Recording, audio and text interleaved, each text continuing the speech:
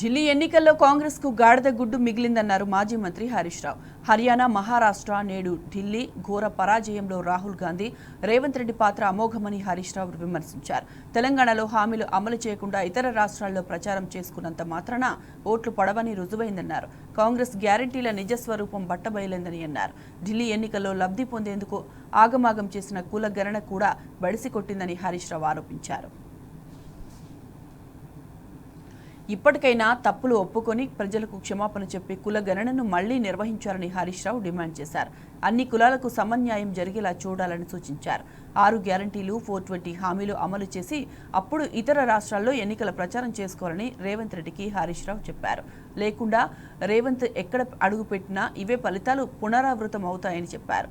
రానున్న స్థానిక సంస్థల ఎన్నికల ఫలితాల్లోనూ ప్రజలు తగిన గుణపాఠం చెప్తారని హరీష్ రావు తెలిపారు.